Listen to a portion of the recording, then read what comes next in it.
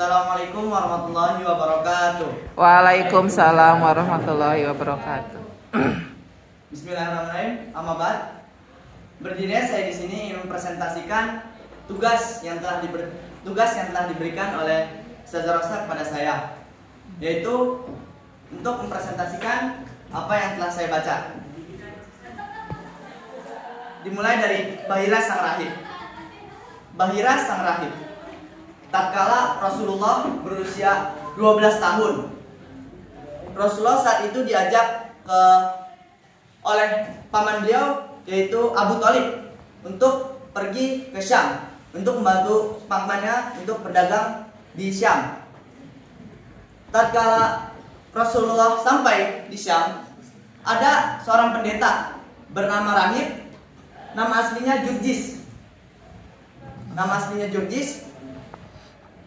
Ketika itu pendeta itu keluar, padahal pendeta tersebut tidak pernah keluar sama sekali. Lalu pendeta tersebut mendatangi rombongan Rasulullah, lalu berkata kepada Rasulullah, anak ini adalah pemimpin semesta alam. Lalu Abu Thalib berkata, bagaimana engkau bisa mengetahuinya? Lalu pendeta tersebut berkata, aku bisa mengetahuinya tatkala tidak ada bebatuan dan pepohonan, melainkan tunduk pada seorang nabi. Lalu aku bisa mengetahuinya dari stempel yang ada di bawah tulang rawan yang ada di bahunya, yaitu berbentuk buah apel, dan itu ada di kitab kami. Begitu kata pendeta tersebut, kata pendeta Rahib. Lalu akhirnya pendeta Rahib pun memberitahu agar Rasulullah kembali ke Syam, kembali dari ke negerinya, agar tidak membahayakan diri Rasulullah. Lalu pada usia 15 tahun terjadilah perang Fijar, yang dimana perang antara kaum Quraisy bersama Kinanah dan melawan Qais. Perang Fijar terjadi karena pelanggaran terhadap di bulan-bulan suci. Awalnya pihak Qais lah yang menang, lalu akhirnya pihak Quraisy dan Kinanah yang berhasil memenangkan pertempuran tersebut.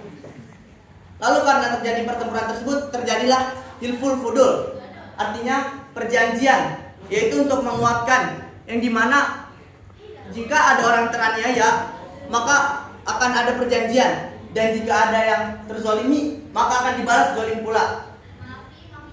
Lalu ketika usia Rasulullah 25 tahun, beliau belum mendapatkan pekerjaan, yaitu beliau masih mengembala. Ada yang mengatakan mengembala kambing, ada yang mengatakan belum mendapatkan pekerjaan.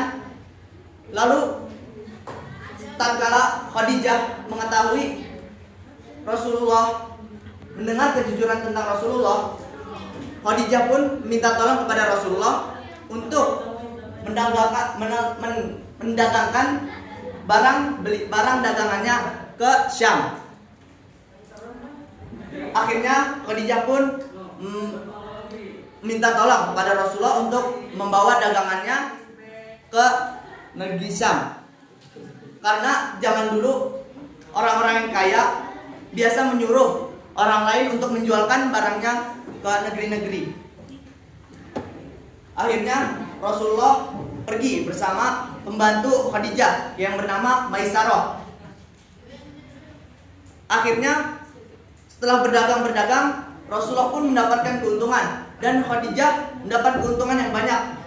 Lalu Maisarah pun memberitahu bahwa Rasulullah itu adalah orang yang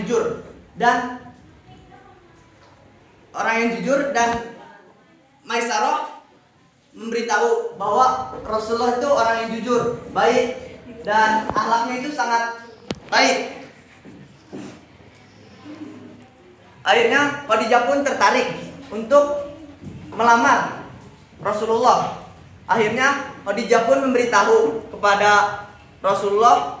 Akhirnya keluarga dari kedua pihak memutuskan untuk meminang untuk menikahi kedua mempelai tersebut. Akhirnya setelah Rasulullah pun memberikan mahar yaitu 25 onta.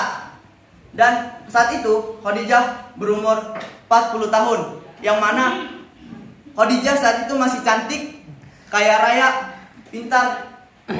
Dan akhirnya Rasulullah pun menikah dan memiliki anak. Semua anak kecuali semua anak Rasulullah itu berasal dari rahim Khadijah, kecuali satu, yaitu Ibrahim, berasal dari rahim Maria Al-Qibtiyah. Itu saja yang bisa saya sampaikan.